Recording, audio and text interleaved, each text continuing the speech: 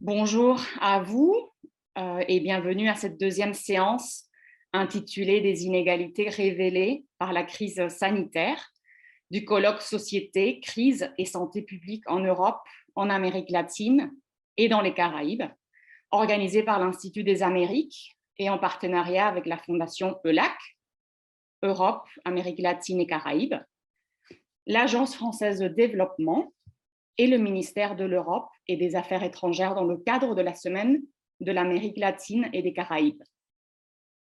Je suis Vera Chiodi, économiste, maîtresse de conférences à l'Institut des hautes études de l'Amérique latine et actuellement en délégation au Centre de recherche des Amériques, le CREDA, au CNRS. J'interviens dans le Master des sciences sociales, coopération et développement en Amérique latine. Je voulais remercier l'IDEA et ELAC, ainsi que mes collègues, en particulier Anne Elkin, de l'invitation à animer cette table ronde, dans laquelle nous allons évoquer les inégalités de genre, celles nées de protection sociale insuffisante ou concernant les personnes les plus vulnérables. Nous y aborderons enfin la question du financement de la recherche comme révélateur des inégalités nord-sud et les possibles coopérations engagées. Je remercie également les 5 participants et participantes. Je vais les nommer par ordre d'intervention. Monsieur Alberto Arenas de Mesa, directeur du département de développement social de la CEPALC au Chili. Il va intervenir sur les inégalités économiques qui se sont aggravées entre les pays d'Amérique latine. Ensuite, Madame Merike Blofield, directrice du Institute for Latin American Studies au German Institute for Global and Regional Studies et professeure de sciences politiques à l'Université de Hambourg, en Allemagne. Elle va intervenir sur les inégalités de protection sociale qui ont aggravé les effets de la pandémie. En troisième lieu, Madame Ana Barrero Vivero, directrice de programme de la Fondation ELAC en Allemagne, va intervenir sur les inégalités de genre révélées par la pandémie et celles qui touchent les personnes en situation de handicap ou les plus vulnérables. Après, Madame Kitri Pinsant, directrice de l'Agence française pour le développement du Cuba, va nous présenter le rôle de l'AFD dans la réduction des inégalités dans un contexte de crise mondiale. Et ensuite, Monsieur Yazdan Pana, directeur de l'ANRS et de l'Institut I3M et chef de service des maladies infectieuses et tropicales de l'hôpital Bichat à Paris, va intervenir sur les inégalités dans le financement de la recherche entre le Nord et le Sud et comment une agence comme l'ANRS peut réduire les écarts, notamment pour les maladies infectieuses. Parmi les 15 pays les plus inégalitaires au monde, 10 se trouvent en Amérique latine. L'Amérique latine représente un petit peu moins qu'un 9% de la population mondiale, mais on verra qu'elle est surreprésentée dans les coûts sanitaires, mais aussi économiques de la pandémie, qui a joué un rôle d'accélérateur des inégalités préexistantes. Tout d'abord, la chute du niveau du produit intérieur brut et du taux de croissance est particulièrement sévère pour la région. Déjà en baisse tendancielle depuis 2010-2012, la chute s'accélère depuis le début de la pandémie. 2020 sera la première année depuis 1998 qui verra augmenter le taux de pauvreté dans le monde. Les simulations de l'impact du confinement suite au Covid-19 montrent que l'impact de la crise est fortement asymétrique. Les groupes les plus vulnérables sont au centre de cette scène, les plus pauvres, mais aussi ceux qui peuvent tomber sur la ligne de pauvreté. Aujourd'hui, ce sont les classes moyennes qui perdent en termes de revenus et en termes relatifs plus que les plus pauvres. Les effets négatifs de la crise seront plus forts pour les travailleurs indépendants, pour ceux du secteur informel, pour les femmes dont l'occupation est plus fortement associée au secteur du tourisme, les restaurants, sont également les plus touchés. Également les groupes les plus pauvres en milieu urbain, car les pauvres milieux ruraux seraient un petit peu plus protégés des conséquences négatives de cette crise, les migrants et les enfants, étant donné l'accès asymétrique aux technologies qui est totalement corrélé avec le niveau de revenu familial. Concernant les firmes, l'impact est le plus fort chez les micro et petites entreprises en termes de risque de fermeture. Celles qui perdent le moins ou celles qui ont le moindre risque sont les moyennes et les plus grandes. Pas moins de 2,7 millions d'entreprises d'Amérique latine devraient fermer, ce qui entraînerait une perte de 8,5 millions d'emplois, selon des estimations récentes de fin 2020. À ceci s'ajoute un autre volet des inégalités, celle de la distribution des vaccins, car l'accès aux vaccins est plutôt déterminé par des accords bilatéraux ou par la politique du premier arrivé, premier servi. Également l'inégalité en termes de quantité de vaccins par tête, de délai de production, ainsi que le problème historique du transfert de technologie et de la logistique. Cette crise révèle également à nouveau la matrice productive très peu diversifiée de la région et accentue la dépendance au commerce international. Elle révèle également la fragilité des acquis sociaux de la dite vague rose pendant laquelle les pays latino-américains ont globalement réduit leur niveau de pauvreté et inégalité pendant la première décennie du XXIe siècle, ce qui est inédit dans l'histoire du continent, car par le passé, les périodes de forte croissance ne s'étaient pas accompagnées de plus d'égalité des revenus et du patrimoine. Les gouvernements issus de la vague rose mirent en cause, voire revinrent en arrière sur des éléments structurels du programme néolibéral. Plusieurs d'entre eux ont stoppé les privatisations et nationalisé en partie les ressources naturelles, ainsi que d'autres secteurs de l'économie. Ils ont alors restauré un service public de santé et d'éducation, augmenté les dépenses sociales et lancé des programmes de sécurité sociale. Par exemple, avec les politiques des transferts monétaires conditionnels, on espérait que donner un coup de pouce financier ou parfois en nature aux ménages les plus pauvres leur permettrait d'investir dans leur santé et celle de leurs enfants, ainsi que dans l'éducation. À moyen et long terme, plus d'éducation et de santé devrait se traduire par une sorte durable de la pauvreté et une contribution plus importante à la croissance nationale. Mais il s'avère que ces investissements, surtout en matière de santé, furent insuffisants pour limiter la mortalité liée à la pandémie aujourd'hui et pour enclencher la production locale du matériel et équipement médical nécessaire. Un autre point à explorer est la relation entre la classe moyenne et le contrat social en Amérique latine. Le contrat social fait référence à la combinaison des arrangements explicites et implicites qui déterminent ce que chaque groupe contribue à l'État et ce que chaque groupe en reçoit.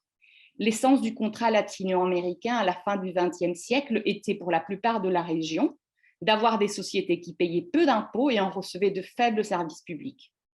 Les tendances économiques plus récentes des années 2000, récemment évoquées, ont développé des welfare states, c'est-à-dire des welfare states latino-américains moins tronqués, mais qui continuent d'avoir un contrat social fragmenté, c'est-à-dire des classes moyennes, incluant les nouveaux émergents, et supérieures, qui s'éloignent du service public et du contact avec les classes plus pauvres et se tournent souvent vers leur secteur privé pour des services basiques comme la santé et l'éducation et même la sécurité.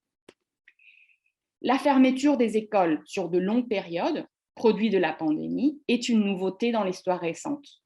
L'impact à long terme sur l'éducation est l'une des principales préoccupations, car l'investissement dans l'éducation a des effets positifs tant sur l'équité que sur la croissance, et car l'accès à l'éducation est différencié en fonction du milieu socio-économique des ménages. La région connaît également une crise sans précédent sur le marché du travail et surtout sur certains segments de la population. Très singulièrement, les pertes d'emplois ne se sont pas entièrement traduites par des transitions vers le chômage, mais plutôt par des sorties de la population active. Les sorties de cette population active ont été plus fortes chez les femmes et les jeunes jusqu'à 24 ans. Cela s'explique par leur présence accrue dans certains secteurs économiques fortement touchés par cette crise et par le taux plus élevé d'emploi informel. D'autre part, l'augmentation du chômage a été proportionnellement plus forte chez les hommes et chez les adultes. Donc, si on combine ces deux dimensions avec le statut socio-économique, ce sont les jeunes femmes ayant de faibles revenus qui sont le plus souvent susceptibles de rester en dehors du marché du travail ou de rencontrer de plus grandes difficultés pour accéder à un emploi. Hier, lors de la première séance de ce colloque, nous avons vu la relation négative existante entre la rigueur de la quarantaine et la qualité du système de santé. À cette analyse de corrélation, on devrait ajouter l'incapacité ou la difficulté des pouvoirs publics à faire respecter la politique de confinement par le moyen de contrôle. Rappelons que la région, suivie par le monde arabe, affiche la confiance interpersonnelle la plus faible au monde, mais aussi la confiance envers les institutions telles que la police, les écoles, la justice, le Parlement et la monnaie. La pandémie va ralentir et inverser la tendance de réduction de la pauvreté multidimensionnelle qui était en train de reculer. L'indice multidimensionnel inclut les conditions de vie liées au logement, mais aussi le niveau de revenu, éducation, type d'insertion professionnelle et protection sociale. Donc, le processus va se voir ralenti ou inversé au niveau mondial et on va ramener ce niveau plus élevé au niveau d'il y a 3 ou 10 ans, selon le scénario envisagé, et l'Amérique latine n'est pas l'exception. Les politiques sociales, pendant la Covid-19, ont suivi 2 logiques. Premièrement, étendre des programmes existants à des populations qui n'étaient pas encore couvertes ou créer de nouveaux programmes. Et deuxièmement, augmenter le montant du transfert ou la fréquence du transfert. Ceci a été fait dans plusieurs pays et ciblé les plus vulnérables, les informels et les indépendants. Le chemin de la reprise, qui se profile très lentement et certainement avec une récupération asymétrique des secteurs, ce qui va ajouter davantage de distorsions, pourrait s'accompagner d'un creusement de ces écarts. Enfin, je voulais rappeler qu'au moins 9 pays auront des élections d'ici 2022, inclus, législatives et présidentielles, et qu'un scénario optimiste se dessine du côté de la hausse des prix du soja, du cuivre et du pétrole.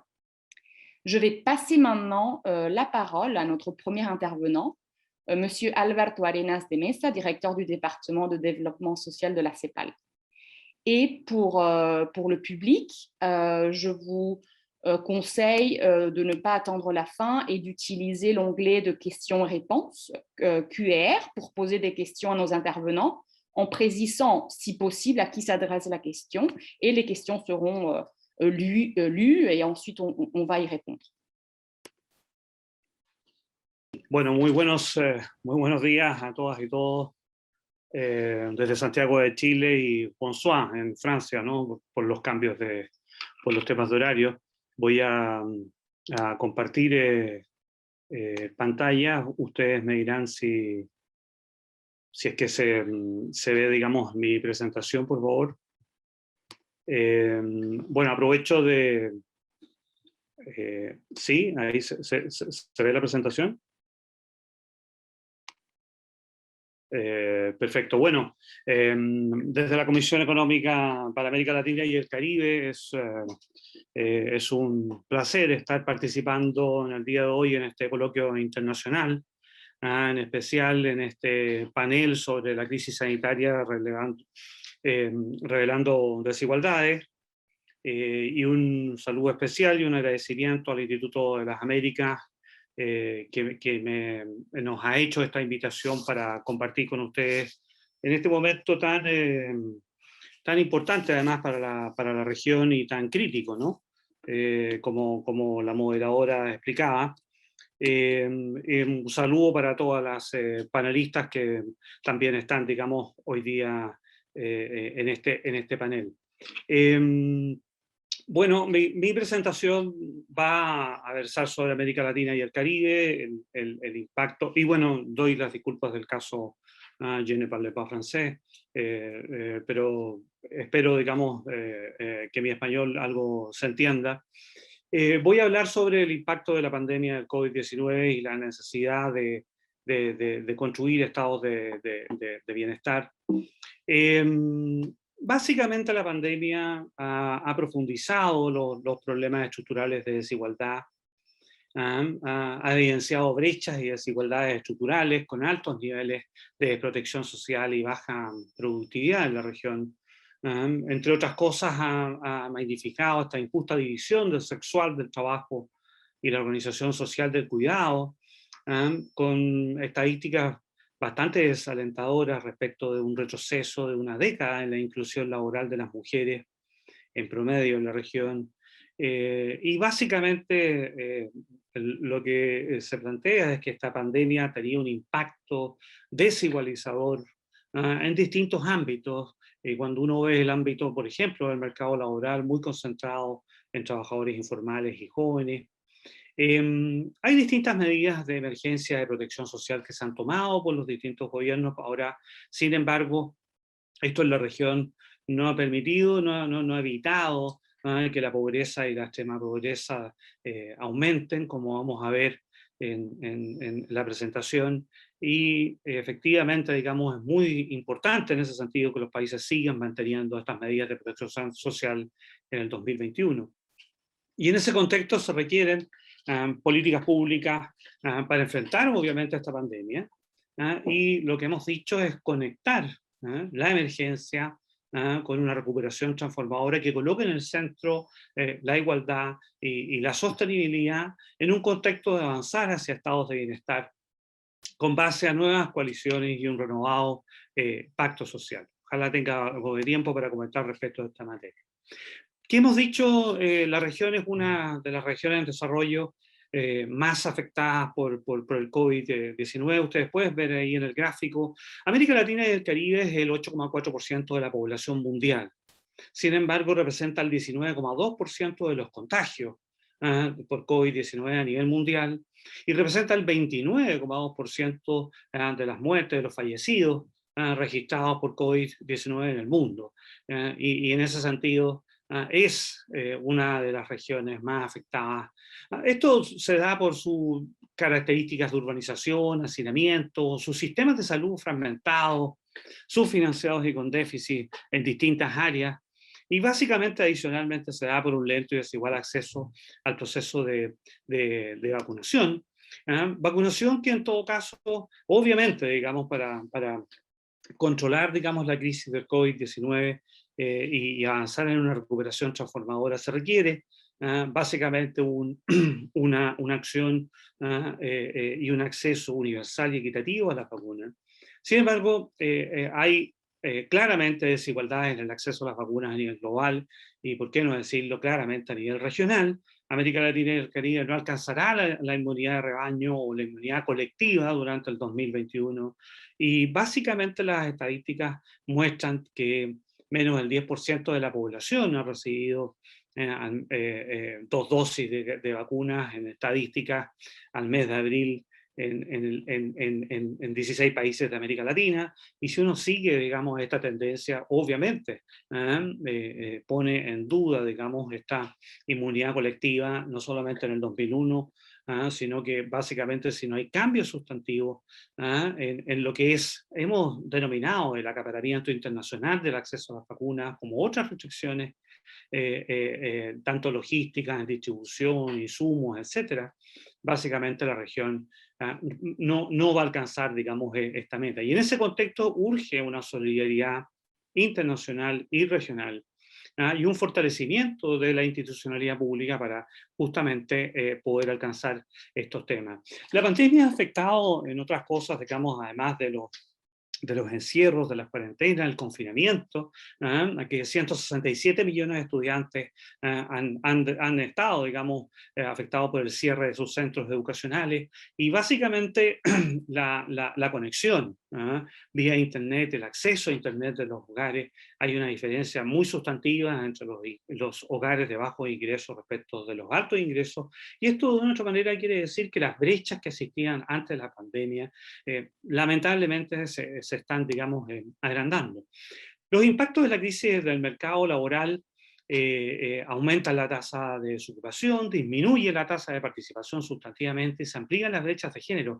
El dato es que la tasa de desocupación en la región se ubicó en 10,7% en el 2020, son 2 dígitos, esto crece, digamos, 2,6 puntos porcentuales respecto del 8,1% registrado en el año 2019. Hay una importante salida de las personas de la fuerza de trabajo, especialmente las mujeres, y ustedes pueden ver claramente en el gráfico, digamos, los distintos países de la región, cómo su tasa de desocupación crece, digamos, y la tasa de ocupación decrece, ¿no?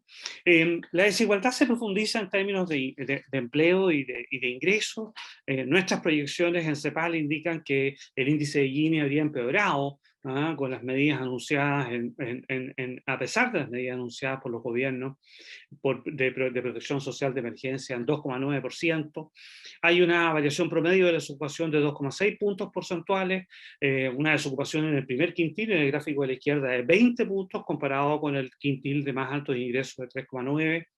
Hay una variación promedio de los ingresos laborales de una reducción de 15%, sin embargo, en los hogares del primer quintil de más bajos ingresos es de 42,2%, el de más altos ingresos la caída es de 7,5%, es decir, esta pandemia desigualiza y en ese sentido, digamos, aumenta la desigualdad y aumenta lamentablemente también la pobreza a 33,7%. Todas las personas, digamos, que viven bajo la línea de la pobreza en América Latina. Eso es 209 millones de personas, de las cuales 78 millones de personas viven en pobreza extrema. Ahora, los datos que muestra, digamos, este gráfico de 33,7% con transferencias que entregan los gobiernos, de pobreza y de 12,5% en pobreza extrema, es un retroceso de 12 años en pobreza, es decir, esa pobreza fue en el año 2008 similar, y la pobreza extrema de estos indicadores es un retroceso en 20 años para la región. Es decir, en el año 2000 se mostraban, digamos, estos indicadores, lo cual básicamente los impactos son sumamente sustantivos. Y adicionalmente esto no tiene que ver solamente con la pobreza extrema y la pobreza, sino que también con los estratos de ingresos medios. 8 de cada 10 latinoamericanos hoy día son vulnerables, están viviendo con ingresos hasta 3 veces la línea de la pobreza, son 491 millones de personas, y se requiere, por tanto, avanzar en sistemas de protección social universales, integrales y sostenibles. Y en ese sentido, la región ha debido enfrentar la pandemia con un sistema de salud que estaban subfinanciados, segmentados y fragmentados. Estos sistemas de salud débiles, con bajo nivel de gasto público, en promedio 3,7 puntos del PIB, muy lejos a lo que la Organización Mundial de la Salud y la Organización Panamericana de la Salud plantea, digamos, como meta de estar gastando al menos 6 puntos del PIB, con un alto gasto de bolsillo. Ustedes pueden ver, digamos, básicamente en el gráfico, donde América Latina se separa, digamos, de los países promedio de la OCDE, donde básicamente hay un menor gasto público en salud, en torno a 3,7, y hay un gasto de bolsillo en términos de el gasto que hacen las personas sobre el gasto total en salud, de aproximadamente, digamos, un 35%. Y a medida que tenemos países que gastan menos en salud pública, mayor es el gasto en bolsillo, llegando a un 50 o 55%. Y así también los sistemas de salud son con significativos déficits de infraestructura, dificultades de acceso, disponibilidad de médicos y enfermeras como las camas de hospitales bajas. Y ustedes pueden ver en este gráfico donde básicamente hay un cuadrante con menos, abajo a la izquierda, digamos, con menos camas y menos personal para una cobertura en América Latina y Caribe de 33 países. Básicamente se ve con menos camas y menos personal, aproximadamente la mitad de los países se encuentran bajo el promedio de camas de hospital y bajo el promedio personal de médicos de enfermería. Y básicamente, si es que me guiaran, digamos, al menos según mi reloj, digamos, 2 minutos, reforzar, digamos, algún par de ideas, digamos, en este contexto de crisis sanitaria. Básicamente, las políticas de salud y económicas y sociales para enfrentar la crisis sanitaria deben articularse y deben ser políticas intersectoriales. Y en ese sentido, desde la CEPAL hemos dicho y hemos expuesto hacia la región que existe un falso dilema entre lo que es economía y salud, ya que para nosotros, sin el control de la pandemia, sin el control de la crisis sanitaria, no será posible acceder a un crecimiento sostenible e inclusivo en la región. Y en ese sentido, la protección social es central. para enfrentar la pandemia. Los sistemas de protección social son básicos, digamos, y la acción del Estado es básico para la recuperación transformadora. Y en ese sentido, las características de ese sistema de protección social universales e integrales son básicos para un pilar fundamental de lo que hemos llamado un estado de bienestar. En ese sentido, las reducciones de las desigualdades como eje orientador de las políticas de todas las fases y el fortalecimiento de los sistemas de salud con un enfoque en la atención primaria. La atención primaria que básicamente hoy día se está haciendo cargo de todos los planes de vacunación en la región y, por cierto, digamos, avanzar hacia el acceso y a la cobertura, digamos, universal. Y en ese sentido, transitar hacia nuevos pactos sociales. Y en este contexto, la pandemia y esta crisis entrega una oportunidad. Entrega una oportunidad para avanzar en nuevos pactos sociales que coloquen en el centro la igualdad y la sostenibilidad en tiempos de pandemia. El papel de la política pública y del Estado. Aquí ha existido, digamos, un movimiento, la frontera, digamos, se ha movido en términos de aceptar la participación del Estado, no solamente, digamos, en términos del rol que tiene en el desarrollo económico, sino que el rol del Estado para justamente, digamos, enfrentar esta pandemia y generar, digamos, condiciones en la recuperación transformadora, como nosotros hemos indicado desde CEPAL, con igualdad y sostenibilidad. En especial, esta crisis es un llamado a avanzar hacia un estado de bienestar, con sistemas universales de salud, educación de calidad, sistemas integrales de cuidado y sistemas universales e integrales sostenibles, digamos, de protección social en la región. Y como coyuntura básicamente crítica, como lo decía anteriormente, que hay una ventana de oportunidad de avanzar a nuevos pactos sociales, y estos nuevos pactos sociales básicamente que promuevan la redistribución de los recursos y de las oportunidades, el reconocimiento de las entidades de los derechos. Y estos nuevos pactos sociales van a exigir además realizar pactos fiscales, es decir, van a requerir pactos sociales y fiscales que promuevan una fiscalidad progresiva, que le entreguen sostenibilidad financiera, básicamente a los sistemas de protección social para enfrentar la pandemia del COVID-19. Y en ese sentido, los dejo invitados, digamos, a ingresar al Observatorio de Desarrollo Social en América Latina y el Caribe, que tenemos en la CEPAL, así como también al Observatorio COVID en América Latina y el Caribe, Impacto Económico y Social, con sus distintas publicaciones que, por supuesto, están en línea. Muchas gracias. Muchas gracias por la presentación y también gracias por haberse mantenido entre los 10 minutos. Así que ahora voy a pasar voy a pedirle a Merike Blofield, directrice de l'Institut for Latin American Studies, German Institute for Global and Regional Studies et professeur de sciences politiques à l'Université de Hambourg, de faire sa présentation. Muchas gracias. Es un honor estar aquí y va a hacer la presentación en inglés. I don't know if there's more English or Spanish speakers, pero Alberto, entiendes inglés, imagino, si hablo en inglés, porque de hecho, yo creo, okay, I will speak in English, but my presentation, I think, follows very well from Alberto's because it touches on the same issues, but focuses specifically on social protections and class transfers. And in fact, the analysis I'll share with you is based on a report we did for CEPAL. So, and so it'd be very interesting also to hear Alberto's thoughts on it. Let me share my screen here.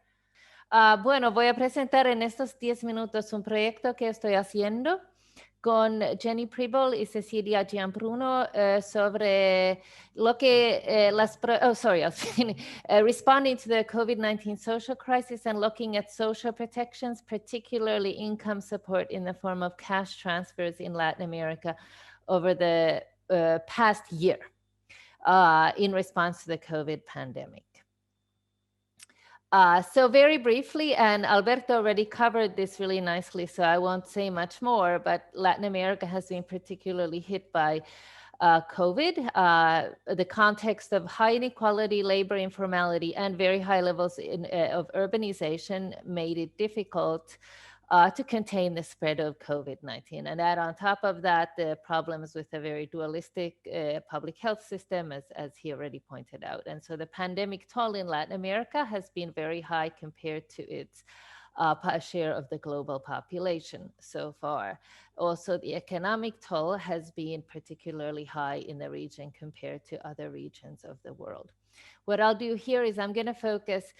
We all know that epidemiologically, those who are most at risk have been over the past year the elderly. However, across the world, and especially in Latin America, those who are socially more at risk are children, most at risk. And so we focus particularly on cash transfers towards families with children. And here's two graphs. On the right-hand side is based on CEPAL data from before the pandemic hit. And then you could see that already going into the pandemic, almost half the children in the region lived in poverty, compared to just 15% of the elderly. And on the left-hand side, you see some data we collected based on Luxembourg income study data. It basically says the same thing, but it really shows how households with children are most likely to be low income. Quintile 5 is the wealthiest, 20% of society. And in this group, only 30% of households have children in them. Go to quintile 3, 4, and 5, sorry, quintile 1, 2, and 3, and the average is almost 70%. And in the lowest, 75% of households have children. So in that context, what we look at here is basically Latin American countries faced the challenge when the pandemic hit, and of course, one of the key measures to contain the spread of the pandemic is asking families to shelter at home, whether through mandatory quarantines or voluntary social isolation measures. But in effect, what it does, it really hits households without income, savings, assets hard, because they're expected to stay home, feed their families. And so countries across the region had three groups of households to reach. Those in traditional contributory social security, about half the employed population in the region. Those in non-contributory social security, children, elderly, the disabled, who were considered extremely poor or poor, but particularly vulnerable. And then there was a third group, what we term informal households, those households that were basically not incorporated into either the first or the second system. And what we did was we charted the massive variations in social protection responses in 10 Latin American countries in a publication for ECLAC. And we had also Fernando Filgueira with us for that. And on that basis, I'm going to show you briefly some snapshot graphs of what we found. And we assessed the speed, breadth, and sufficiency of these social protection responses. What we did was we created comparative measures for three groups of households that I already mentioned, and measured national level cash transfers to two of these groups, recognizing there's also other things governments can do, such as in-kind food assistance, etc. But we focused on cash transfers, partly because those were more comparable. And we basically focused on groups 2 and 3. So for the second group, we looked at, and here we also honed in on recipients in existing conditional cash transfer programs, that is cash transfer programs towards families with children, okay? And then 3, we looked at the creation of new emergency assistance programs to these informal households that suddenly did need aid and needed aid fast because their income was cut off completely. They couldn't go out and work. And the reasons we narrow it down to these two groups is that group 1 are much better off to begin with, and the policies toward this group are very heterogeneous. We do track it in the ECLAC report, but here I don't have comparative standardized data for it. And then secondly, as I already showed, because children are socially the most vulnerable. Okay, so first I'm going to show you what we found, and I'll explain these measures in terms of what did governments do to help children in existing cash transfer programs. This figure here shows you the situation of existing cash transfer programs before COVID hit, okay? And it's standardized, so we can look at it across these countries, again, using ECLAC data, and the extreme poverty line is here, 100. What you see here is this orange line is the share of under 18-year-olds in each country that are covered in these countries cash transfer programs, because by this time, almost all Latin American countries had these non-contributory cash transfer programs towards extremely poor families. And here you can see the 10 countries that we looked at. The blue graph, and so for example, you see that in Brazil, coverage is just over 40%, as it is in Chile. Uruguay and Bolivia have the highest coverage. Peru and Mexico have the lowest coverage. The blue graph is the share of the national extreme poverty line for a typical family of 4 with 2 children per capita that these cash transfers provide. So it's a measure of sufficiency. So what you see here is that in Brazil, for example, for a family of 4, these Bolsa Familia transfers would give you 20% of the extreme poverty line. And if we assume extreme poverty is to meet basic necessities, it's something, but it's certainly not everything. And these households either live in very extreme poverty or they supplement their household income through informal labor as well. Uruguay has the most sufficient transfers and Bolivia has the lowest. So here you see the landscape before COVID hits. This is an average, a measure of the increase in sufficiency of these cash transfers from April to December, so the first 9 months of the pandemic, okay? And so the dark blue here, the light blue is the same as before, and the dark blue shows the increase as an average. So this doesn't tell us about the speed, because for example, as Alberto knows very well, Chilean policy response was incremental. It kind of happened slowly. First, there was a bono COVID, and then the government kept, due to social pressure, increasing the coverage. In Brazil, it happened very fast in 1 week at the end of March, where the opposition united and passed a policy in Congress, and Bolsonaro then signed it into law. What this shows, though, is that there's 2 countries that basically increased these cash transfers as an average, so the households who were part of this network were able to meet their basic necessities.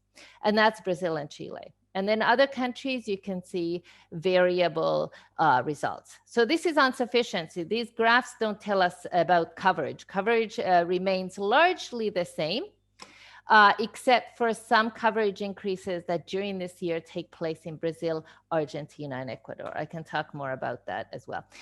You can see there's 3 countries that do not increase cash transfers to these families as a response to COVID: Costa Rica, Ecuador, and Mexico.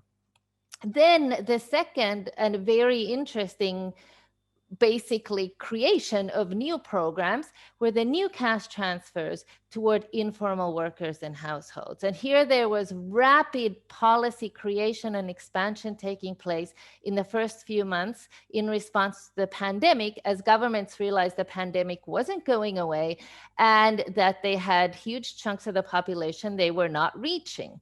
And these were informal workers. And what we've done here is tried our best to basically compare what happened across countries with these new programs. So here, if you see the orange line is the share of the occupied population that are informal, i.e. not contributing to Social Security. This is pre-pandemic data, the latest available data we got from the Inter-American Development Bank. So what this shows is that in Brazil, like 35% of the population is informal. The lowest is in Uruguay. Uruguay and Chile is the second lowest, Uruguay, Chile, and Costa Rica, and the highest is in Peru and Bolivia, where 80% of the population works informally. Okay, so this gives you a sense of the functional need to create these new programs. Because we're assuming, of course, that in the contributory programs, these people are already in the system, and if the government wants to give them more aid, they can, right? So these are the people that are not in the system. So the blue graph is the new transfers to informals, and we measured it by tabulating the absolute number of recipients in these programs against the share of the total, against the absolute number of the number of the total occupied population in each country. So this gives us a rough proxy of the sense of the need and to what extent these new programs are meeting the need. So the closer the blue graph is to the orange line, the closer they are to having enough transfers going out to reach the whole informal occupied population. This doesn't measure targeting. We can talk about whether it's properly targeted or not. This says nothing about areas of inclusion and exclusion, but this gives us a rough proxy. In Brazil and Argentina, you can see that these transfers actually went beyond the informals, which isn't a bad thing necessarily. Like in Brazil, for example, mothers who were not in the labor force previously were also getting these transfers. Peru and Bolivia created large programs that came closer to meeting need. In Bolivia, in Peru, it was based on the household. And so in a way, it's actually underestimates the coverage here. You can see clearly that Colombia and Ecuador, their programs were much smaller, very restrictive, and Mexico created no new programs in response to COVID. This gives you the sufficiency in the new emergency programs. And here, Brazil and Chile, again, emerge as the top performers regionally. Here is basically, we tabulate these into 5 groups, but I don't know how much time I have left. I want to kind of go through this fast, so have a few moments to talk about the explanation. But basically, this table summarizes the detail in the 4 graphs that I showed you. In effect, oh, sorry, yeah, this is on breadth and sufficiency, okay? In a nutshell, in terms, we see massive variation in this effort. I mean, surprisingly high variation. And it's kind of also counterintuitive. It's not a left-right thing. It's not even a developed, less developed thing. The effects are tremendous, as Alberto was already saying. Poverty certainly increased in the region, but the intervening effect of these programs was crucial. In the first year, for example, in the first 10 months, a UNICEF survey in Mexico found that 80% of households with children were not meeting basic nutritional requirements. I mean, the lack of social protection responses in Mexico has had devastating humanitarian consequences. On the other hand, in Brazil, at the height of the emergency transfer program last July, extreme poverty declined to the lowest level recorded in Brazilian history. It shot up since then, but it showed that these emergency transfers were very important. I have run out of time. I can talk more about the explanatory framework, because the interesting question is not just the impact, but what explains the different variations. And so if anybody has questions regarding this table, I'm happy to talk about them during question and answer, but I'll stop for now. Thank you. Thank you very much, Marieke Blofield, for this study on the relationship of income distribution, conditional cash transfers, and extreme poverty across the region. And we'll be very happy to make questions to you later. Maintenant, je passe la parole à Ana Barrero Vivero, directrice de programme de la Fundación ELAC. Y por supuesto puede hacer la presentación en español. Muchas gracias, Vera Chiodi. Muchas gracias al Institut des Amériques de invitarnos a estar también presente en esta mesa redonda de hoy. Creo que mi ponencia se va a complementar muy bien de lo que ya han dicho mis antecesores, Alberto Arenas de Mesa y Marieke Blofield. Voy a utilizar por un lado también resultados de primeros análisis y estudios que han sido hechos a nivel de diferentes organismos, a nivel del sistema de Naciones Unidas, pero también voy a dar un rostro humano a las personas sobre quienes estamos hablando, y se me ha pedido hablar hoy específicamente sobre cómo fue el impacto de la pandemia en las relaciones de género, por un lado, y también en la población con discapacidad. Entonces, si me permiten, voy a compartir ahora mi pantalla. Espero que la pueden ver. Y voy a saltar unas cosas que ya han sido dichas. Obviamente, el impacto ha sido fuerte en todos segmentos de la población, pero desproporcionalmente en, por ejemplo, las mujeres, los niños, niñas, adolescentes, la población de tercera edad, las personas con discapacidad, la población indígena, afrodescendiente, la población migrante, la población que vive en áreas rurales muy remotas, pero también en las periferias urbanas, y por supuesto a toda aquella población que se define en los quintiles menos bajos, más bajos, de pobreza o de pobreza extrema. Si miramos en general a las relaciones de género, tenemos un estimo de ONU Mujeres que dice que la pandemia a nivel global empujará a 96 millones de personas a la pobreza extrema tan solo en este año 2021, de los cuales más o menos la mitad van a ser mujeres y niñas. Es importante enfatizar que las mujeres representan el 70% de la fuerza laboral en el sector de la salud y que se han desempeñado mayoritariamente en los servicios que durante la pandemia han sido considerados esenciales. Por ello, las mujeres han sido más expuestas al virus. También las mujeres trabajan en sectores económicos que han sido gravemente perjudicados tras las medidas de la cuarentena. Por ejemplo, mujeres que trabajan en las cajas, en los almacenes, pero también en el sector de turismo, en el sector de los cuidados, la educación, etc. Muchas mujeres trabajan a tiempo parcial y se desempeñan en el sector informal, y las mujeres son aquellas quienes mayoritariamente se ocupan del cuidado en la familia.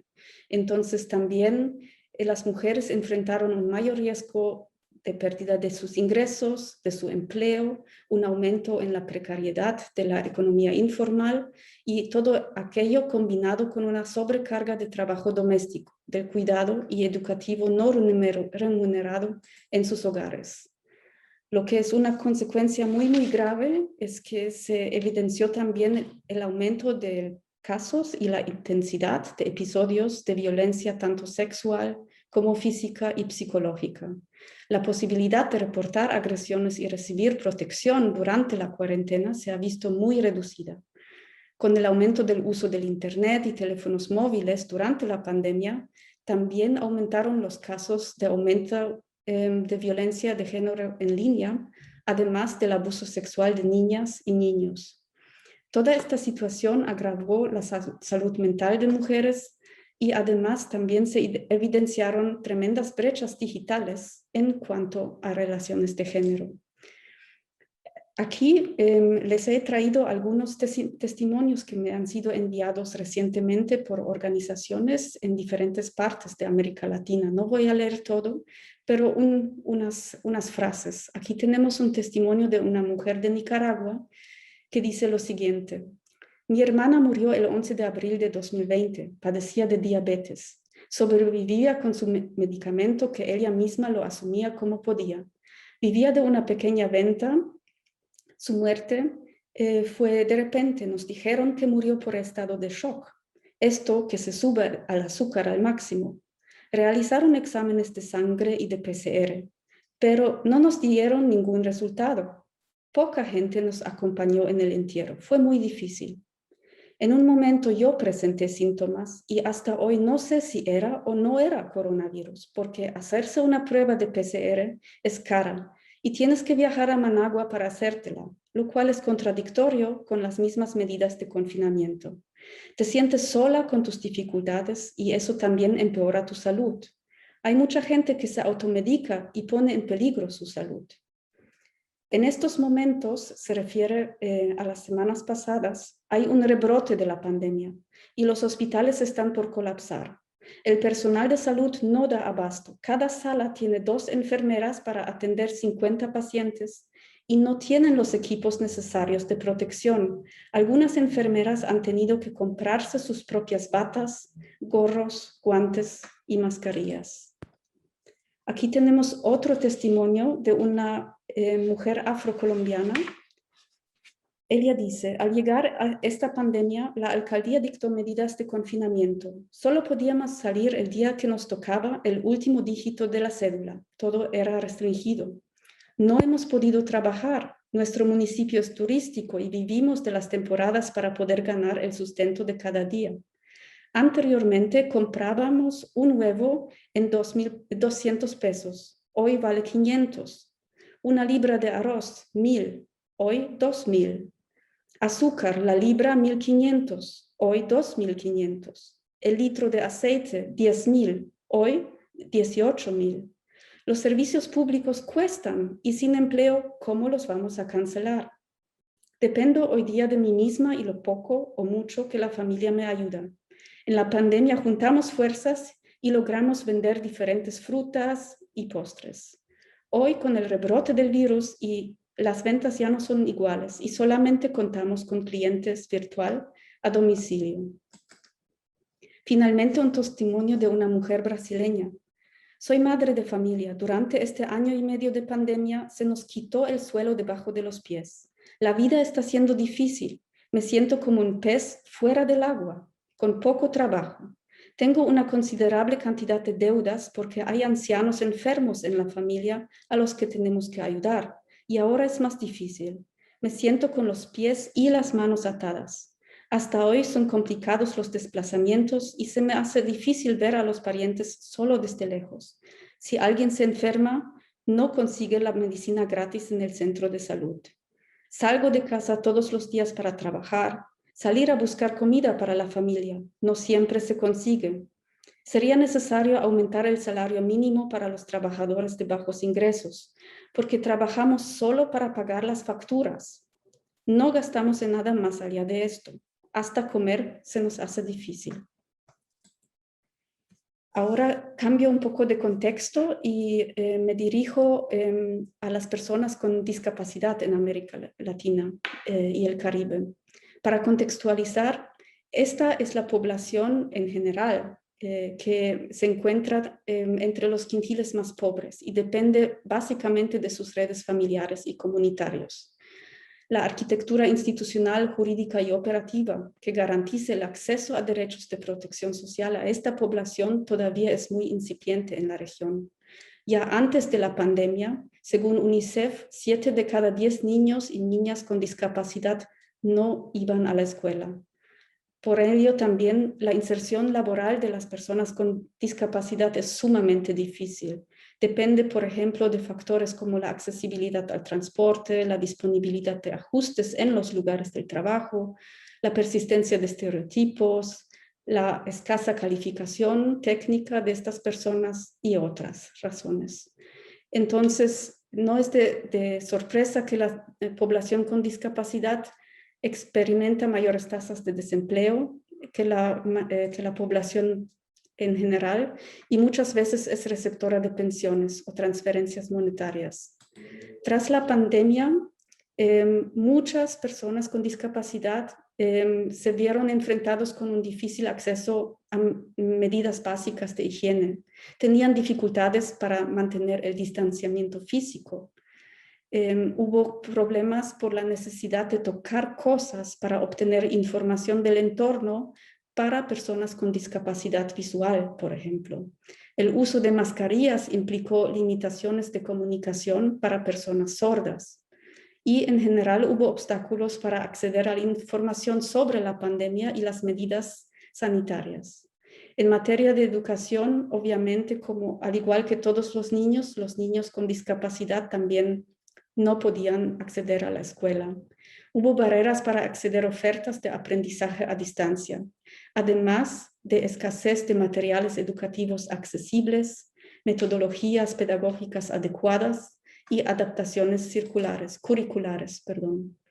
En materia de salud, hubo un empeoramiento del acceso a servicios y medicinas, la atención ambulatoria, terapias, rehabilitación y también servicios de salud reproductiva, que es bastante complicado para mujeres con discapacidad que, por ejemplo, están embarazadas.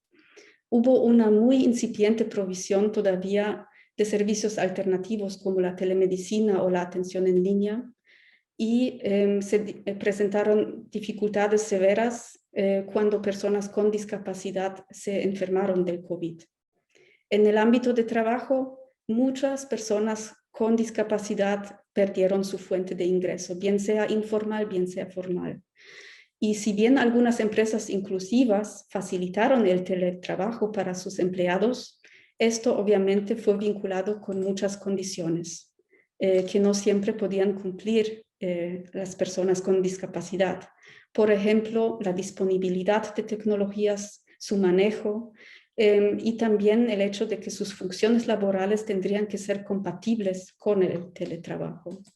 También tras la pandemia se incrementó el riesgo de estar expuesto a la violencia doméstica, tanto para niñas, niños y mujeres con discapacidad, como para personas que les cuidan en sus hogares. Aquí también tengo dos testimonios que se me facilitaron desde Perú. El primero es de una madre peruana con un niño con autismo. Ella escribe: en esta pandemia me sentí con miedo y preocupación a contagiarme, a mí o también que se contagie a alguien de la familia del virus. Sentí angustia por el tema económico. La situación se nos complicaba porque mi esposo en el trabajo lo pusieron en suspensión por varios meses y no le pagaban nada. Me preocupaba ver de qué manera podía seguir avanzando mi hijo desde la casa. A pocas semanas después del brote de la pandemia, la organización Ainimundo, que les asiste, ofreció ayuda a mi hijo a través de las terapias virtuales. Y yo también estuve averiguando por mi parte, por medio de internet, qué actividades podía realizar con él en casa para que se distraiga, ya que tiene 7 años. La organización también acompañaba a nosotros como padres en el tema de superar los miedos y saber cómo sobrellevar la situación a través de webinars. Y por unos meses recibimos unas canastas con víveres que fueron de muchísimo apoyo. Finalmente tengo un testimonio de un niño que dice lo siguiente: tengo 13 años, casi 14, soy sordo y tengo un poquito de retardo mental también. Mi casa es casi a 3 horas de la ciudad de Cajamarca. Durante los 6 años de la primaria hemos venido cada semana a la ciudad. Cada vez casi 2 horas de viaje, una de ida, otra de vuelta. Íbamos a unas clases de señas para niños sordos de la Asociación Holanda, una asociación que les asiste. Sordos pueden hablar con sus manos. Aprendí a hablar bien con mis manos. El profesor Pedro, que también es sordo, vino cada semana a mi escuela para apoyarme. En febrero del año 2020 iba a ir al colegio secundario en la ciudad. Solo los fines de semana íbamos a regresar a nuestra casa para ver a los animales. Un cambio grande. Pero después de un día el colegio cerró por el coronavirus. Hasta ahora está cerrado mi colegio. Ya es más de un año. Regresamos a mi querida casa y he apoyado a cuidar los animales y sembrar y cosechar las papas. Olvidé muchas señas para hablar o estudiar. No me he ido al colegio. No tenemos luz. No hay internet. No tengo computadora. Todo es virtual. Eso no funciona en mi caso. Y ya estoy en el segundo año de secundario, pero en el primer año no aprendí nada. Aquí se ve una foto de él cuando era todavía más joven con su profesor de señas, Pedro. Para concluir. Rápidamente, por favor, Ana. Gracias. Obviamente las desigualdades se agudizaron y hubo un enorme retroceso, como ya habían dicho mis antecesores, en muchos avances. Medidas a corto plazo que serían recomendables sería la construcción de espacios de consulta y participación para todos grupos vulnerables, porque en cuanto a la formulación de medidas contra la pandemia, no han sido representados como es debido. También se debería apoyar a quienes les apoyan a ellos, es decir, a organizaciones de la sociedad civil que brindan servicios esenciales a estos grupos. Se deberían ampliar medidas de atención y de protección para personas en riesgo y se debería también velar por una distribución equitativa de vacunas que incluyen también estos grupos de población. A mediano plazo, simplemente me estoy vinculando con lo que dijeron mis antecesores y con esto concluyo. Muchas gracias. Muchas gracias, Ana Barrera Vivero, por la presentación. Et donc, merci pour ces témoignages qui nous révèlent très directement les multiples privations d'ordre multidimensionnel et qui nous rappellent la nécessité de créer des politiques publiques qui ont un impact et le devoir de le mesurer dans la mesure du possible. Cette crise offre la possibilité de générer un consensus autour de l'établissement d'une couverture publique universelle et gratuite dans la région. Vous me donnerez votre opinion plus tard sur cette possibilité. Maintenant, je vais passer la parole à Madame Kitri Pinson, directrice de l'agence AFD de Cuba. Et je vous prie de faire une présentation en 10 minutes.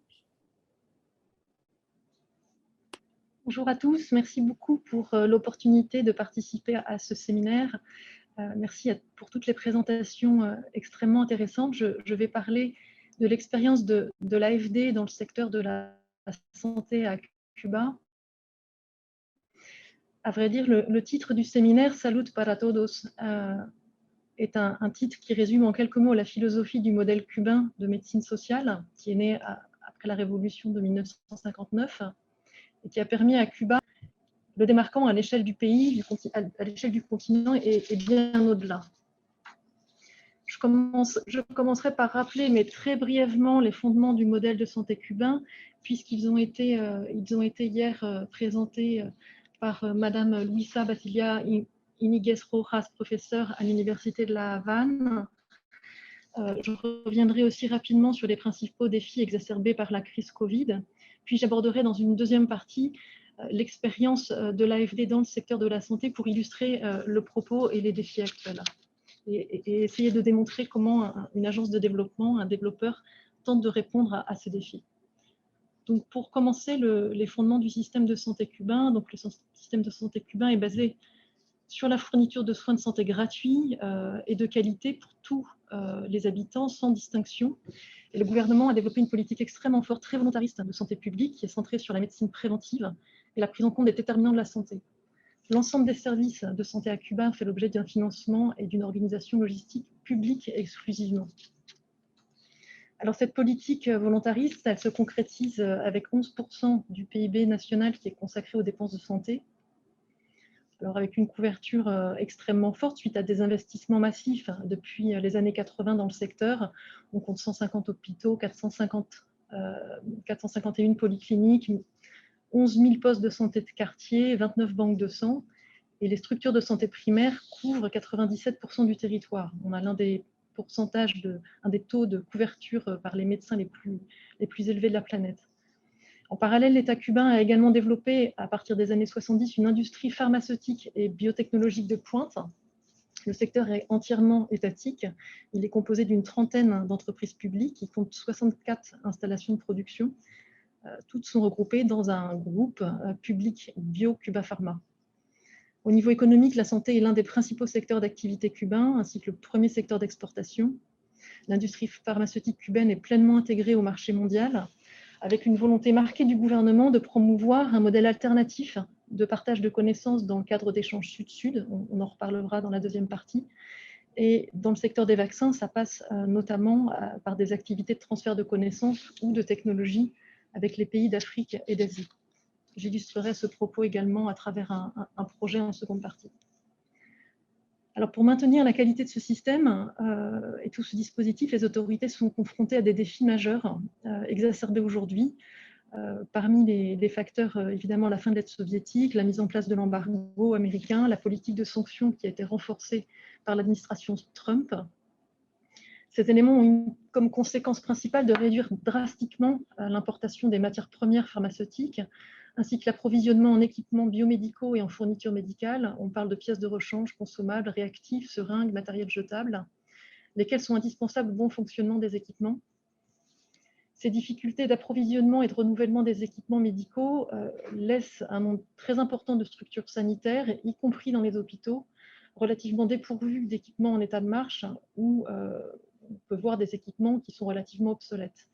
Et cette difficulté, elle entrave la capacité de l'État cubain à répondre efficacement aux besoins de la population, lesquels besoins sont principalement, avant l'avènement de la crise Covid, des besoins qui sont ceux d'un niveau de santé avancé, à savoir des besoins qui relèvent de maladies non transmissibles, en particulier cancer, diabète, maladies cardiovasculaires, qui ont fortement augmenté à Cuba du fait du vieillissement de la population, des changements de mode de vie. On peut parler par exemple, pour illustrer le propos, du pourcentage de patients souffrant d'insuffisance rénale, avec une très forte prévalence sous dialyse de plus de 190% durant ces 2 dernières décennies. En ce qui concerne les maladies infectieuses, celle-ci avait été relativement bien contrôlée avec le développement d'une industrie pharmaceutique produisant un certain nombre de vaccins. L'île dispose de 18 des vaccins qui font partie du programme d'immunisation des enfants. Alors la crise Covid a créé une situation inédite à Cuba. Quand elle a touché l'île, l'économie de l'île était déjà très fortement affaiblie du fait des facteurs précités, mais également du fait de la crise au Venezuela et également, je ne l'ai pas cité, d'événements climatiques qui frappent l'île très régulièrement. Alors la fermeture du pays partielle ou totale, le confinement extrêmement strict, l'application de mesures pour contrôler l'épidémie, conjuguées aux chocs précités précédemment, ont impacté le pays très fortement, lequel a perdu en 2020 11% de son PIB. En début 2021, les réformes d'ampleur qui ont été décidées par les autorités pour moderniser l'économie avec la réunification monétaire, à savoir la disparition de l'une des monnaies, ont touché de plein fouet les ménages à travers un phénomène d'hyperinflation qui a beaucoup touché la population, et au principe d'égalité stricte qui est à la base du modèle cubain. Le gouvernement affiche la volonté de passer à un système de subventionnement généralisé, à un système d'assistance plus ciblé. Alors dans ce contexte, les ménages sont fortement touchés, surtout les personnes dont l'activité dépend du tourisme, qui a énormément chuté, du marché informel ou des petites activités marchandes. Alors dans ce contexte très dégradé, les autorités cubaines se sont appuyées sur le système de santé et sur l'industrie pharmaceutique pour appliquer à l'île tout d'abord un contrôle sanitaire extrêmement puissant de l'épidémie, lequel a permis d'afficher un nombre de décès très bas, pour développer sa réponse à l'épidémie en mobilisant son industrie pharmaceutique avec 5 vaccins qui ont été mis au point par 2 institutions cubaines. 2 de ces vaccins, Soberanea, DOS et Abdallah, étant en instance de validation par l'instance de régulation nationale de SECMED. Cuba a également développé des programmes de production locale, de tests de réactifs et d'autres équipements après une première période de réception d'aide d'urgence. L'objectif de Cuba est de fournir et de couvrir 100% de la vaccination de sa population et de pouvoir apporter au niveau régional et international la mise à disposition de vaccins et de contribuer à des coopérations avec des pays tiers, à l'image des accords de coopération qui ont déjà été développés pour d'autres vaccins, dont la méningite, en particulier avec l'Afrique. Après cet aperçu relativement rapide, que j'ai un petit peu raccourci du fait de l'intervention qui a précédé hier sur Cuba, je vais essayer de présenter le retour d'expérience de l'Agence française de développement à Cuba, puisque ça illustre très bien les problématiques actuelles du secteur de la santé. On voit aujourd'hui que Cuba est marqué par des défis structurels et par une situation de crise protéiforme, ce qui interroge le rôle d'une agence de développement comme l'AFD. Alors, quelques mots sur l'AFD. L'agence a été créée à Cuba, a développé son activité depuis 2016, principalement à travers une activité de crédit, c'est-à-dire de prêt, mais également de mobilisation de subventions européennes qui permettent le financement de projets de développement, lesquels répondent à une feuille de route qui a été signée entre les autorités françaises et cubaines en 2016. Les secteurs d'activité sont nombreux, eau, assainissement, agriculture, transport, mobilité, mais également la santé qui devient un secteur de plus en plus développé depuis 3 ans. En 2021, l'activité de l'agence à Cuba s'élève à 235 millions d'euros et le secteur de la santé, comme je vous le disais, occupe une part croissante. Pour vous redonner un petit peu l'historique de l'activité de l'AFD dans le domaine de la santé, puisqu'il suit assez bien l'exposé des problématiques du système de santé cubain, en 2018, les autorités cubaines, donc les autorités publiques, ont sollicité l'AFD pour un premier projet, un premier prêt, qui était centré sur le développement de la qualité et de l'expertise de la médecine cubaine au sein de 3 instituts de santé publique, travaillant à la fois sur les maladies infectieuses, mais également sur les maladies chroniques. Il s'agit d'un financement de 24 millions d'euros qui vise à renforcer les capacités de 3 instituts, l'Institut de néphrologie, l'Institut Pedro Curie et l'Institut national d'hygiène, d'épidémiologie et de microbiologie. Ce qui est intéressant, c'est qu'on a vraiment 3 instituts qui sont à la fois sur des maladies chroniques, mais également l'Institut Pedro Curie, qui est littéralement en première ligne dans la lutte contre la crise Covid. Il s'agit principalement, du fait de la problématique exposée précédemment, de financement qui permettent d'acquérir au niveau international des équipements de pointe pour permettre d'assurer des soins de qualité pour la population cubaine sur ces pathologies. Ce projet a été complété en 2020 par un projet d'échange d'expertise, c'est-à-dire un projet de collaboration scientifique franco-cubain qui a été mis en place entre l'Institut de médecine tropicale Pedro Coury, l'Institut national d'hygiène, d'épidémiologie et de microbiologie et plusieurs instituts françaises coordonnés par l'Institut Pasteur.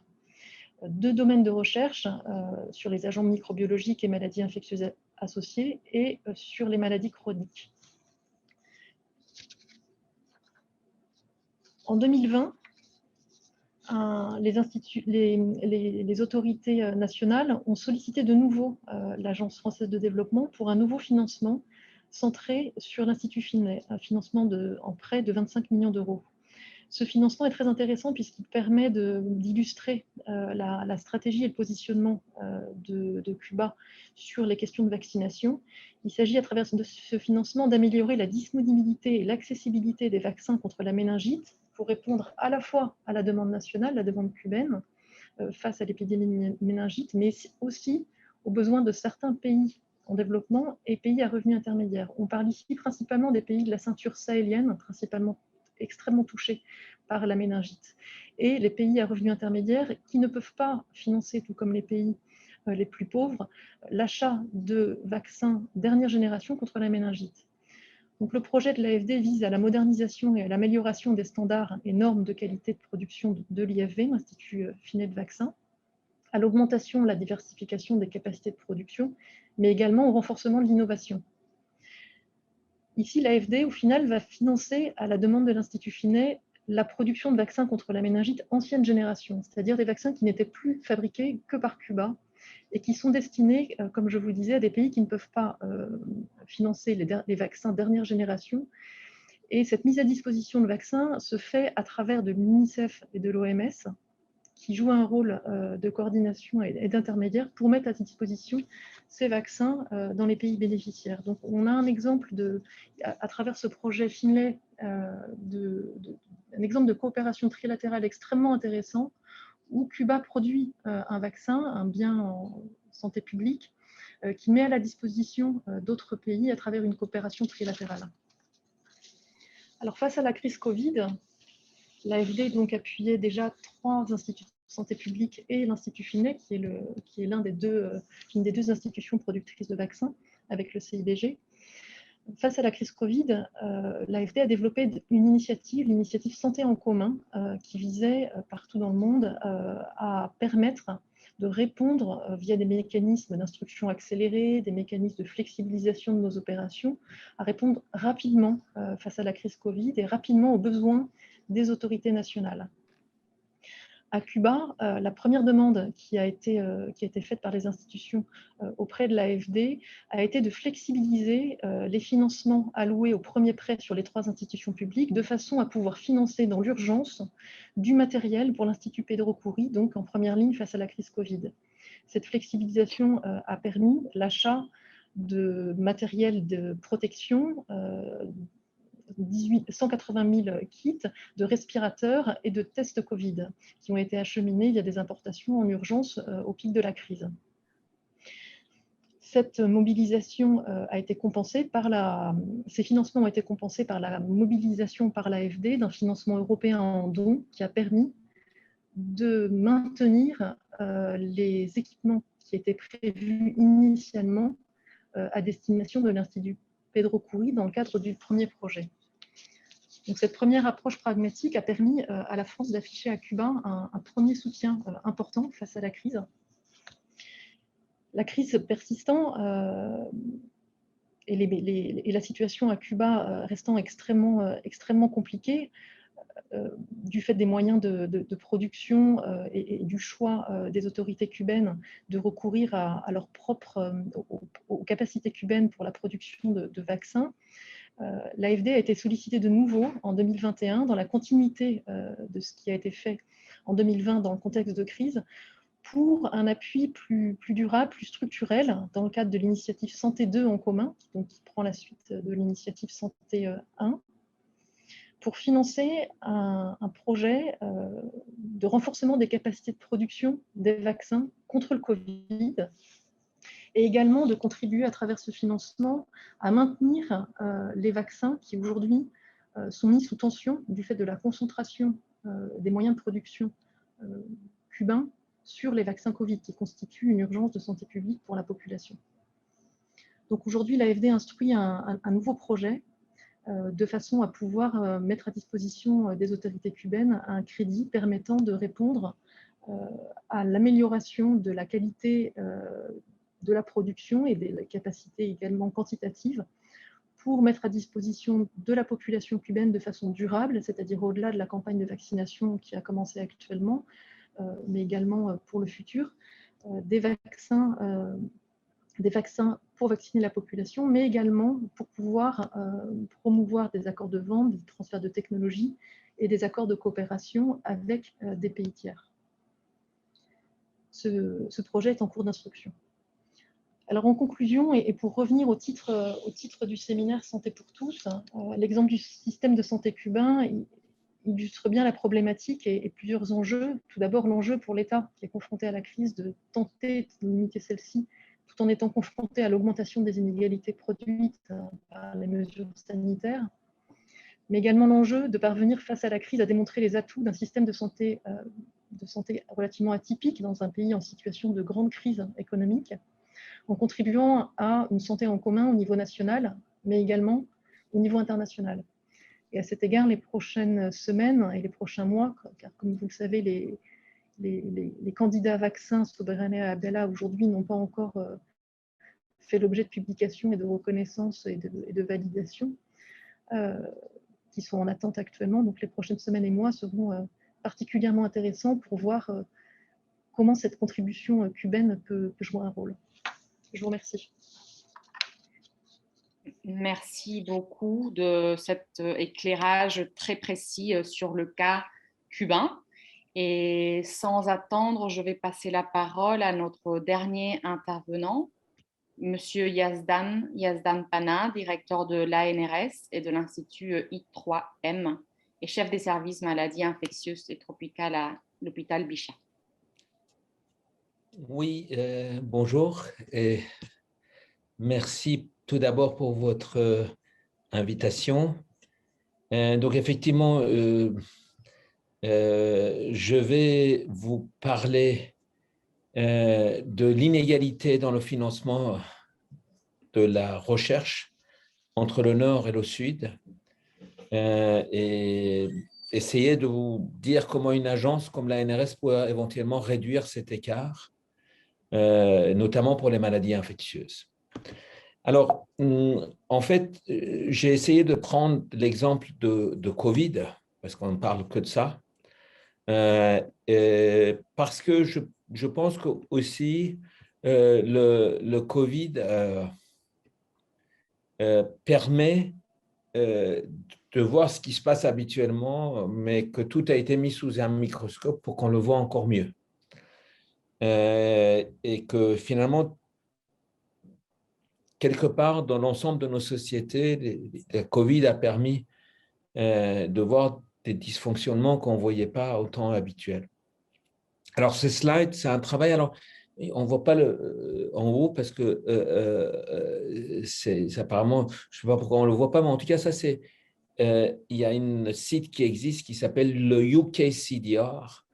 C'est un site qui a été fait par un consortium de financeurs qui s'appelle Glopidar, où je fais membre parce que la France fait à travers l'INSERM et la NRS est membre de ce consortium. Et en fait, on a essayé d'avoir un outil pour essayer de savoir finalement combien il y a de financement de recherche autour des maladies infectieuses Covid pendant cette pandémie. Et ça, c'est le bilan qui a été fait le 5 mai, donc très récemment, où vous voyez que globalement, il y a eu plus de 5 milliards de financements répertoriés. Vous voyez un peu par différentes priorités de l'OMS qui ont été déterminées, donc l'histoire naturelle et la transmission du virus jusqu'aux sciences sociales. Et vous voyez un peu les quantités de financement qui ont été attribuées à chacun de ces thématiques. Et surtout, vous voyez qu'il y a effectivement une différence énorme entre les différentes. Vous voyez la différence qu'il y a entre la recherche et développement autour de vaccins, et qui est la thématique qui a le plus de financement, par rapport, par exemple, tout ce qui est autour de recherche en environnement ou, par exemple, recherche en éthique.